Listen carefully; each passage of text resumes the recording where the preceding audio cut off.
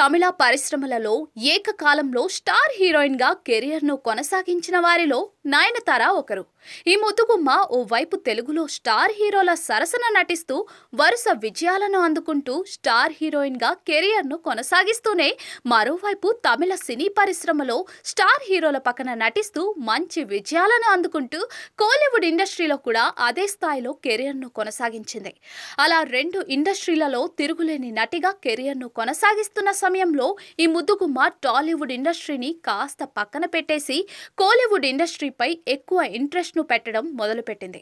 అందులో భాగంగా ఈమెకు తమిళ సినీ పరిశ్రమలో మంచి విజయాలు దక్కడంతో ఈమె ఇప్పటికీ కూడా కోలీవుడ్ ఇండస్ట్రీలో స్టార్ హీరోయిన్లలో ఒకరిగా కెరియర్ను కొనసాగిస్తుంది.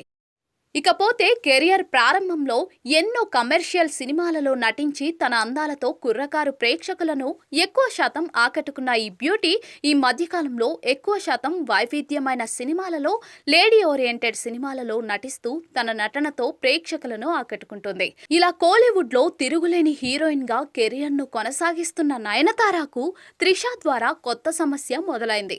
త్రిష కూడా నయనతార లాగానే తెలుగు తమిళ పరిశ్రమలలో స్టార్ హీరోయిన్ కెరియర్ను కొనసాగిస్తున్న సమయంలో తెలుగును పక్కన పెట్టి తమిళ సినిమాల్లో నటించడం మొదలుపెట్టింది.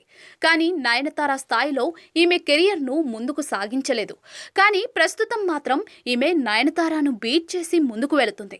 వరుస అవకాశాలను దక్కించుకుంటుంది. ఇక నయనతార ప్రస్తుతం ఫుల్ కాన్సంట్రేషన్ పెట్టకపోతే త్రిష నయనతారను ఈజీగా బీట్ చేసే అవకాశం ఉంది అని పలువురు అభిప్రాయపడుతున్నారు.